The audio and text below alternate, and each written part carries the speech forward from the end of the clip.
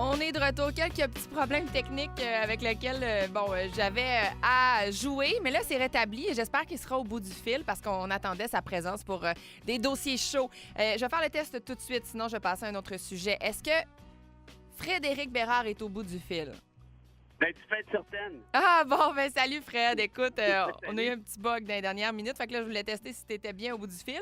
Je vais prendre le temps de t'incorporer comme il faut, Fred. Les auditeurs... pour moi. Les auditeurs te connaissent. T'es chroniqueur avec moi à chaque lundi. Là, on est dans nos dernières chroniques avant le temps des fêtes. On s'est parlé de multiples sujets ce matin. C'est sûr qu'on va parler d'éducation. Je veux dire, c'est ce qui fait ronronner négativement ou positivement le Québec en entier en ce moment. Mais je veux aussi qu'on revienne, après ce sujet-là, sur l'intelligence artificielle et tout ce qui est judiciaire, qui est de droit dans ce dossier-là, qu'on a jasé la semaine dernière dans l'émission, qui est un sujet qui a énormément fait jaser. Là. Je veux dire, les gens réagissaient beaucoup et puis c'est normal. Ça inquiète un peu tout le monde dans ce qui est notre intimité. On va revenir là-dessus, mais la modification d'image que nous, on met habillée sur le web peut être prise par n'importe qui et qu'on nous déshabille, qu'on republie ça. On va en jaser, mais d'abord et avant tout, c'est sûr que là, il y a de grandes négociations dans le secteur public. On en a en santé, on en a en éducation. Legault s'est prononcé la semaine dernière avec un discours quand même particulier parce que moi, je pense que de dire on doit retourner dans les classes pour le bien de nos enfants, c'est un peu manipulateur. Ça, je l'ai dit en ondes. Par contre, j'applique pas mal de nuances dans chacun de mes discours, mais je suis très à l'écoute de ce qu'on revendique côté conditions pour les enfants. Ce qui me mène à penser, en ce moment, je comprends que le gouvernement, le patronat, les syndicats sont dans de grandes négociations difficiles. Est-ce que vraiment on plaide ce que les enseignants sur le plancher des vaches souhaitent qu'on plaide? On ne le sait pas, il n'y a pas de micro, il n'y a pas de télé, puis on nous dit des ramassis de ce qui s'est dit dans ces salles-là après, puis encore là, c'est si on nous en parle. Mais François Legault plaide que c'est une priorité pour lui, l'éducation. As-tu cette sensation-là, toi, Frédéric Bérard, en ce moment? Il y a tant de choses à dire. Tu sais, Legault nous répète ad nauseam que l'éducation, c'est sa priorité. Tu fais bien de le mentionner. Moi, la question que j'ai pour tout le monde, est-ce qu'il y a quelqu'un qui est capable de me nommer une seule réalisation d'envergure du gouvernement Legault depuis 2018 en matière d'éducation? As-tu l'impression que le PL 23 fait partie de ça, le projet de loi 23 de Bernard Drinville? Ben, c'est une question de centralisation. Tout le monde est sans dessus, sans dessous. On est dans la controverse, dans le tapis, puis on est vraiment dans l'espèce de, comment je te dirais, de gestion très, très, très mécanique. Moi, quand je parle d'éducation comme priorité, puis peut-être que je me trompe, mais moi, ce que je vois, c'est pas juste des cossins administratifs. Ce que je vois, c'est une vision pour l'éducation. Ce que je vois, c'est le rapport parent dans les années 60. Ce que je vois, c'est qu'on a 30 d'analphabètes fonctionnels au Québec actuellement. Il y a même des études qui disent 48, 49. Ce que je vois, c'est qu'on s'en fiche au final. Dans les écoles, à plusieurs endroits, à Montréal, mais ailleurs aussi, tu vas voir des champignons, de la pourriture, les écoles tombent en ruine. Pendant la pandémie, Pascal, c'est pas des farces, là. La plus grosse pandémie qu'on a eue de l'histoire, là. Qu'est-ce qui est arrivé? Le fédéral a envoyé 600 millions au gouvernement Legault pour qu'il puisse purifier les salles de classe. Tu t'en souviens? Parce que c'était le temps de le faire. Il n'y avait pas d'élèves dedans. Là. Où sont allés les 600 millions? Aucune idée. Va donc savoir. Mais ils ne sont pas allés dans les purificateurs d'air, en tout cas. Je me souviens qu'on remettait en doute aussi là, les fameux barèmes d'évaluation d'une école en termes d'infrastructure, à savoir, bon, est-ce que cette école-là est en décrépitude ou pas? Je me souviens qu'on avait dit, ouais, ben là, il faut prendre quand même ces analyses-là avec un pas de recul. C'est pas nécessairement aussi pire que ce que c'était. On disait aux profs, ouvrez vos fenêtres. Écoute, on est au Québec ici, là, on n'est pas en Jamaïque, là. Oui. Tu sais, ouvrir tes fenêtres en janvier à moins 26. Écoute, il y avait des enfants avec des tucs dans les classes. Mais moi, j'ai l'impression, Frédéric, que des fois, on parle de ces sujets-là, puis c'est sûr qu'on peut pas régler ça en criant ciseaux, en claquant des doigts. C'est vrai que côté finance, ben il va falloir mieux les gérer puis s'assurer de voir des priorités puis de laisser tomber d'autres choses. Mais dans la façon de communiquer, il y a quelque chose là, qui est Ben, c'est pas grave, c'est pas grave, c'est pas grave. C'est pas ce sont des problèmes importants. On n'y arrivera pas avant une dizaine d'années de bien colmater toutes les fuites qui sont maintenant présentes dans le système de l'éducation. Mais quand j'entends c'est pas grave, c'est pas grave, c'est pas grave, faites ça là, en attendant. Je trouve que c'est un peu condescendant dans la manière de le gérer au lieu de dire voici nos priorités en éducation voilà. pour les 10 prochaines années. Comptez pas sur nous pour régler ça en 5 ans. C'est impossible de façon administrative. Mais voilà où on se dirige. Ce serait plutôt ça, peut-être un discours encourageant. Moi, c'est exact. On pense exactement pareil. C'est ça que je veux dire quand on parle d'éducation comme priorité, arrive avec une vision, arrive avec quelque chose. La question du PL 23, la centralisation, tout le monde est sans dessus, sans dessous. Si ça se trouve, là, ça va juste rajouter au bordel. Tant mieux si ça fonctionne. Mais moi, quand je parle d'éducation, je parle de philosophie, je parle pas de petite gestion administrative. Et quand tu disais, va peut-être falloir qu'on choisisse à savoir où on met les sous et tout ça. Ça, je suis d'accord avec toi. Et j'ai une suggestion, moi. Tu sais combien qu'on a dépensé, combien que le gouvernement Legault a dépensé pour acheter la dernière élection, parce que c'est comme ça que ça s'appelle, là? 13 milliards. Je veux dire, dans la campagne électorale, le nombre d'argent dépensé pour se faire valoir, c'est 13 millions. Et quand je dis acheter l'élection, j'ai l'air dur, mais c'est quand même exactement ce qui s'est produit. On a envoyé 2 séries de chèques à des gens souvent qui n'en ont pas tant besoin, c'est-à-dire des gens qui faisaient jusqu'à 100 000 $ par année. Et Legault faisait une vidéo en disant là, on va vous aider, vous envoyer un autre chèque là, si vous votez pour nous, oubliez-nous pas. Je veux dire, mais c'est incroyable. Dans certains pays du monde, Pascal, c'est pas toujours les régimes les plus recommandables, la Constitution interdit de faire ça. Nous, on claque 13 milliards. Puis après ça, on se demande comment ça se fait qu'on n'a plus un sou pour des trucs primaires. Là, on parle d'envoyer nos enfants dans des écoles où il n'y a pas de pourriture. Oui, on pourrait en parler longtemps en plus de ces chèques-là qui ont contribué à l'inflation, selon moi, ma perspective, puis la perspective de certains économistes, mais quand même, j'en ai tellement parlé que je ne repars pas là-dessus. Tu rajoutes pas une bûche dans le poêle, t'en enlèves si tu es capable. Or, avec ce 13 milliards-là, on est venu recontribuer. En tout cas, bref. Ça pour dire que, tu sais, quand l'éducation est une priorité, ce que tu fais, c'est que tu essaies d'établir exactement ce que tu disais, une espèce de plan, une espèce de philosophie. Évidemment, c'est pas tout qui va se régler en 5 minutes. Ça, non, puis c'est pas sexy pour un gouvernement. Puis c'est là la problématique en politique. C'est pas sexy. Ça fait pas une belle jambe de se dire je sais même pas si on sera encore votre gouvernement lorsqu'on aura réussi peut-être à faire avancer les choses. Puis c'est ce que je déplore de la politique actuellement. C'est des annonces très borésilles. Des annonces très borésilles en se disant on va régler telle affaire, mais très en surface pour vous donner un petit bonbon d'ici aux prochaines élections, que vous ayez encore confiance en nous en disant bon, ils nous ont donné ça, mais que finalement, ce n'est que de surface. C'est comme si tu patches une cuisine pleine de moisissures avec quelques ensembles Ikea. Là. Moi, c'est là où je déplore la politique. Puis c'est beaucoup de partis qui utilisent cette façon de faire-là dans les dernières années parce que... Ça, on s'entend que c'est pas, je veux dire, c'est pas seulement la CAQ, mais ceci dit, par contre, en termes de communication, la CAQ est... Moi, c'est le meilleur parti que j'ai vu, là, puis ça fait quand même, je sais pas, 25-30 ans que je suis la politique. Je n'ai jamais vu ça. Au point où on se demande s'ils s'intéressent vraiment à gérer les affaires de l'État ou ils s'intéressent plutôt à faire le plein de vote. Et puis, s'il y en a qui s'intéressent à cette question, allez lire la sublime chronique de votre ancien maire, et j'ai nommé Régis Labombe dans la presse aujourd'hui, qui dit exactement ce que je viens de vous dire là.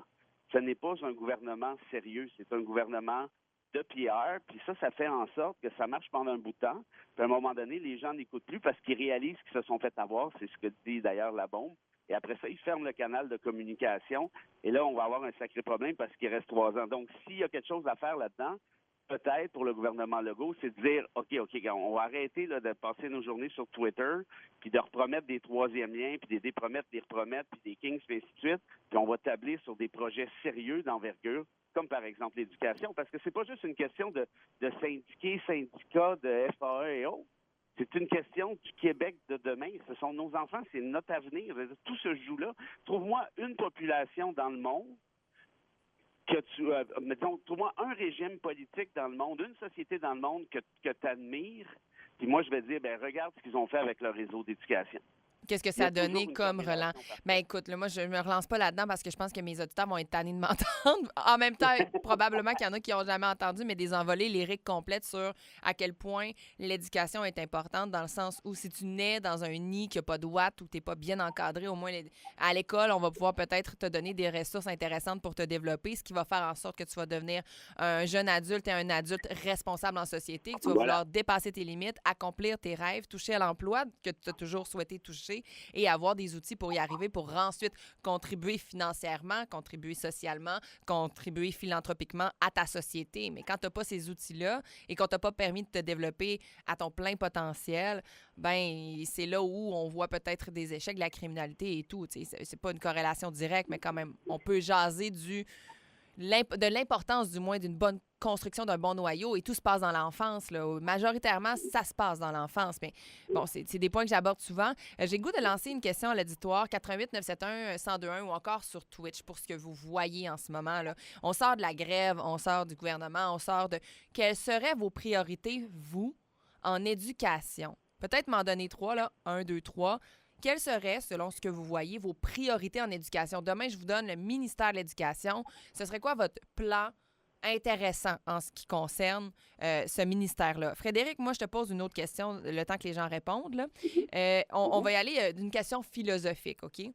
Quel est l'avantage de gouverner sans plan d'action tel qu'on le mentionne depuis le début de la chronique, là, beaucoup plus travaillé, beaucoup plus intéressant, peut-être à perte dans le prochain mandat parce que tu n'auras pas les résultats de ce que tu veux implanter d'ici la prochaine élection.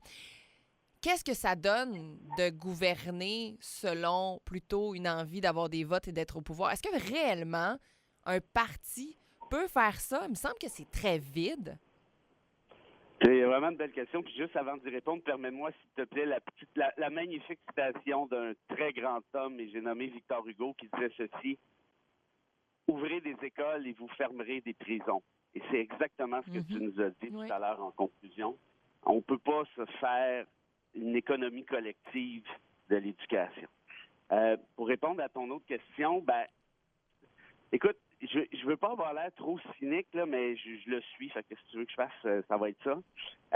Le gouvernement, la CAQ, en fait, le parti de Legault, le parti de la coalition Avenir Québec, a été fondé sur quoi, au final? A été fondé sur la prise de pouvoir. Hein? C'est pas un... Ça n'a jamais été un parti très, très intellectuel. En 2018, le mot environnement n'était même pas dans le programme. Et je te dirais que c'est un parti qui est excessivement cynique, qui cherche toujours à comment est-ce que je peux rester au pouvoir. Puis ça a bien marché pendant la pandémie. Là, par exemple, j'ai l'impression que comment je te dirais, que la recette s'essouffle comme telle. Les gens réalisent, comme dit la bombe ce matin, qui se sont fait prendre. Le terme de la bombe, c'est moron. C'est peut-être un peu fort, mais c'est peut-être ça quand même. Et donc, pour le reste, moi, c'est drôle parce que j'ai eu des amis qui ont quitté le PQ en 2018 pour aller travailler à la CAQ. Puis je dis, vous allez le regretter un jour, ça. Parce que vous allez passer à l'histoire pour les mauvaises raisons, c'est-à-dire des gens qui ont voulu le pouvoir coûte que coûte. Tu sens que c'est... Mais ça donne quoi de souhaiter le pouvoir si on n'a pas de plan d'action intéressant? J'ai de la misère à me dire que... C'est peut-être moi qui vis dans mon monde de licorne. Mais si tu accèdes au gouvernement d'une province, tu as envie de changer des choses. Tu as une ferveur de travailler sur des grands projets, de travailler pour la société. Parce qu'à un moment où tu es élu, où tu fais rien, tout ce que ça va te donner, finalement, c'est l'absurdité concrète d'une société qui est contre toi, qui va dire, finalement, ce n'était qu'une canisse vide. Et ça, est-ce que tu trouves que c'est plus payant que d'avoir eu le pouvoir pendant quelques années? C'est là où je me dis, crime, on est-tu trop critique? Y a-t-il des choses qu'on comprend pas de ce souhait d'être au pouvoir si finalement on réalise rien? D'entrée de jeu, je te dirais que tu as un cœur pur et tu as un cœur idéaliste et c'est des gens comme toi qui devraient se lancer en politique. Ça va être correct. Je suis d'accord avec... Non, tu vas me dire qu'on n'en veut pas, on veut pas en rajouter, mais moi, je suis très sérieux. C'est des cœurs purs comme le tien dont on a besoin, dénués d'espèces de malice. Or, le gouvernement de Legault, c'est un gouvernement de stratèges. C'est un gouvernement qui a dépensé des fortunes dans les sondages. Et je le répète, mais moi, j'ai eu souvent la discussion avec quelques amis. Je dis, vous allez passer à l'histoire pour les mauvaises raisons, exactement ce que tu viens de dire. Dans le sens où les gens vont se rappeler de vous comme étant essentiellement des manipulateurs, des gens qui ont voulu rester au pouvoir sans principe, sans vision. Et de ce fait, puis il y a toutes sortes de raisons de détester le Parti libéral, de détester le Parti québécois, peu importe. Mais reste que moi, je vais toujours avoir plus de respect pour un parti qui essaie de faire quelque chose, qui défend certaines idées, même si je suis en total désaccord. Actuellement, là, ça va peut-être te surprendre, mais j'ai beaucoup plus de respect pour Éric Duhaime que pour François Legault. Parce que Duhaime, je suis d'accord avec aucune de ses idées, ou à peu près, mais au moins, il y en a, puis il les défend. Et ça, politiquement parlant, il me semble que ça vaut quelque chose dans l'arène démocratique, parce qu'autrement, on fait seulement encourager davantage le cynisme. La question des chèques tout à l'heure dont je te parlais, ben ça en fait partie, à mon sens. Tu te faisais traiter de péquiste il y a 2 secondes. Peut-être que ça va avoir changé, mais il y a 2, 3 auditeurs qui disent ouais, es-tu péquiste, le chroniqueur, en ce moment? T'as-tu à défendre là-dessus? Parce que est-ce une défense que d'avoir peut-être perçu quelque chose comme étant que tu es péquiste? Je veux dire, on n'est pas du tout dans les allégeances politiques là, en ce moment. Là. On est plutôt dans la réflexion d'un gouvernement d'action. Je peux te dire, s'il y a des gens qui pensent que je suis péquiste, je me sens pas du tout insulté, là, qu'on se comprenne bien. Mais non, je suis pas péquiste comme tel. Là. Il n'y a pas d'enjeu là-dessus. Là. Vous pouvez vous rassurer pour ceux que ça fait paniquer. Mais pour le reste, on est capable. Évidemment que le gouvernement Legault est celui qui est au pouvoir actuellement. Donc, nécessairement, comme chroniqueur politique, on va analyser ce que fait ce gouvernement-là. Mais assurément que le fait de faire de la politique en ce moment pour se permettre d'être réélu, il y a quand même une corrélation ou du moins une critique mentale qu'on peut faire par rapport à l'élection dans Jean Talon que le PQ a remporté au déficit de la CAQ parce que Joël Boutin avait démissionné et que finalement, réapparaît le projet de troisième lien. Soudainement, ça reste un projet intéressant pour la communauté de Québec. Ça, on peut quand même y voir un peu de ce qu'on discute depuis le début. Mais ce sera à surveiller pour les prochaines élections, les projets concrets. Je peux permettre même ça. Tu vois, ils disent que ils promettent le troisième lien. Jusqu'à la dernière campagne électorale, là, ils continuaient de spinner cette affaire-là. Oui. Et Pascal Paradis, qui est devenu député pour le PQ, qui avait eu des discussions avec la CAQ, s'était fait dire qu'ils allaient abandonner le projet de troisième lien, mais seulement après la campagne. Donc, ils allaient faire campagne là-dessus, mais que c'était déjà décidé. Mais toi, la réapparition de ce projet-là, tu en doutes encore? Non, mais c'est incroyable. Tu sais, quand je parlais de cynisme, donc, on va se faire élire sur cette base-là. On va l'abandonner tout de suite après pour que les gens oublient ça avant la prochaine élection. Je veux dire, c'est de la manipulation pure et simple, c'est ce que c'est. Hey, là, le temps passe vite. Je viens me lever la tête puis voir ça fait combien de temps qu'on jase ensemble, Frédéric. Puis je veux absolument pas te laisser passer puis te partir avant d'avoir un petit mot sur ce dossier-là d'intelligence artificielle. Est-ce qu'il y a une possibilité d'aller en cours si on se fait avoir par quelqu'un? Je vous explique. Maintenant, beaucoup de sites Internet offrent la possibilité de prendre une photo. Fred, je prends une photo de toi, tu es complètement habillé, j'envoie ça sur ce site-là. Elle me sort nue. Est-ce ton vrai corps? Non, clairement pas. Est-ce ton choix? Clairement pas. Mais par l'intelligence artificielle, le fait de suivre tes courbes et tout, on peut imaginer ce que ça a l'air en dessous, puis en avoir une image concrète et ensuite la diffuser au dépens, puis même des fois à l'insu de la personne qui est visée par ce dénudage de sa personne et le fait qu'on pourrait l'envoyer à tous et chacun. C'est quand même assez inquiétant. C'est d'autant plus inquiétant avec le fait qu'on l'utilise sur des enfants et que ça a été vu en Europe dans certains endroits. Est-ce que ici, au Québec, au Canada, toi, en tant qu'avocat, tu penses que ça peut se défendre en cours puisque c'est pas nécessairement ton corps, mais en même temps, c'est une image qui est à ton insu, peut-être à ta connaissance aussi, utilisé pour te faire passer pour quelqu'un qui prend des photos nues. T'sais, c'est tellement complexe comme dossier, tu le vois comment? Ben, écoute, très, très simplement. Premièrement, je dirais que moi, l'intelligence artificielle, contrairement à d'autres, moi, ça me fout les quételles. Ça me fait réellement peur et je pense que la démocratie, de façon générale, pourrait recevoir le dernier coup de patte dans le front là, qui pourrait être nécessaire à faire en sorte qu'elle s'écroule parce qu'on peut faire dire n'importe quoi à n'importe qui, incluant à des politiciens, des politiciennes, à des personnages publics. Et pour ramener ça à ce que tu viens de dire, la réponse est relativement simple. En fait, elle est très simple. La réponse est oui, il peut y avoir des recours. Puis j'espère que ceux à qui ça va arriver les prendront. Et ce recours-là, entre autres choses, est prévu à la Charte québécoise qui permet des recours privés, c'est-à-dire entre citoyen versus citoyen ou une compagnie ou peu importe. Et dans ce cas-ci, ce qui serait en cause, nécessairement, c'est le droit à l'image, le droit à la vie privée, le droit à la dignité. Il y aurait aussi une possibilité de demander ce qu'on appelle des dommages exemplaires. Ça, c'est des dommages supplémentaires. Donc, au-delà des dommages que vous avez subis réellement à votre réputation, il peut y avoir des dommages punitifs. Donc, on peut punir, par exemple, la compagnie qui agit de cette cette manière-là. Quand il y a une violation qui est intentionnelle à un droit de la charte, et dans ce cas-ci, très clairement, si on déconne avec des photos du genre et on les transpose sur les corps d'acteurs porno ou autres, moi, je peux même pas concevoir qu'un tribunal ne puisse pas considérer comme étant une atteinte excessivement grave et intentionnelle aux droits prévus. Alors, on pourrait autant poursuivre, le site Internet L'Entreprise, entre parenthèses, qui permet cette transformation-là par l'intelligence artificielle, que l'individu qui l'a demandé, soit la photo nue en partant d'une photo habillée, et peut-être même ajouter des accusations par rapport, à la distribution, et d'autant plus si c'est un enfant, là, on s'en va aussi dans une autre gamme. C'est ce que je comprends? Moi, puis évidemment, tout ce que je t'ai dit là, c'est en matière civile. Il y aurait aussi tout le volet criminel de l'affaire, hein, on se comprend là-dessus.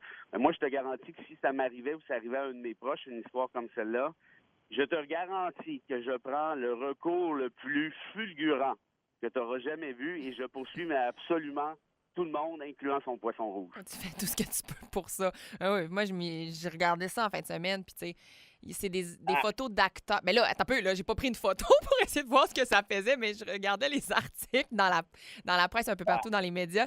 Puis, tu sais, on disait, c'est pas grave, tu sais, on prend des acteurs, puis on le teste sur des acteurs, puis des choses comme ça. Je veux dire, c'est pas grave, cette personne-là existe quand même. Peut-être qu'il y a vraiment une grande distance entre nous et la dite personne, puis qu'on n'est pas capable de s'imaginer réellement ce que c'est. Mais moi, si je prends ma voisine ou mon voisin, puis je fais ça, puis je commence à le distribuer, ou si quelqu'un faisait ça sur moi, puis qu'après ça, je veux dire, c'est très, très près de ma personne, là. À un moment donné, c'est mon intimité pure et simple. Puis je pense qu'il faut le voir même au-delà de si c'est un acteur ou autre.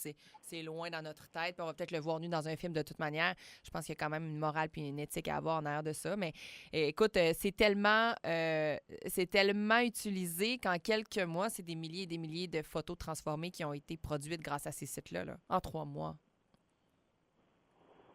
Et moi, je suis scandalisé. En fait, je suis scandalisé avec le potentiel de dangerosité de cette petite bête-là. Je comprends. Je vois la chose de la même manière sur le cas qui est en ce moment discuté. Puis les auditeurs hier, la semaine dernière, quand j'en parlais, disaient la même chose. Mon Dieu, si ça arrive à mon enfant ou si ça m'arrivait, ou puis des fois, on le saura même pas. Merci beaucoup, Frédéric Bérard. On te laisse à ton écriture de livre. Je sais que tu es en train d'écrire sur quelque chose d'assez intéressant, Offenbach. Oui, le groupe Offenbach est un groupe culte au Québec. Puis moi, j'ai commencé à jouer de la guitare sur Offenbach et je suis devenu l'avocat de Johnny Gravel, l'un des cofondateurs avec Jerry, devenu son ami. De là, l'idée du projet. Et puis voilà, ça avance bien. Plein de belles histoires à raconter pour pour le patrimoine québécois, je pense. Bon, mais on s'adjase la semaine prochaine. Peut-être on se gardera quelques minutes pour parler de ça. Avec grand plaisir, quand tu veux. Merci, Frédéric Bérard, notre chroniqueur du lundi, avocat et bien sûr un homme plein d'opinions, de convictions et d'envie de communiquer, de faire réfléchir. C'est toujours le fun de l'avoir à l'émission. Puis concernant le dernier sujet, ce qui me dérange aussi, c'est de me dire, qui va aller utiliser ces sites-là? Et est-ce que c'est tous des criminels? Est-ce que c'est tous des personnes qui ont un œil un peu différent du nôtre, ou ce n'est que de la curiosité malsaine, de la curiosité peut-être un peu déplacée de certaines personnes qui voulaient seulement essayer cet outil-là, ou c'est essentiellement des gens qui souhaitaient voir nu quelqu'un. C'est là où je me pose la question, parce que des milliers d'accès comme ça uniques, donc des milliers de personnes, c'est pas juste la même personne qui a fait qui a transformé plein de photos. Est-ce que c'est un paquet de personnes mal intentionnées, ou c'est un paquet de personnes mal intentionnées et quelques personnes plutôt curieuses de voir la technologie et non nécessairement le résultat?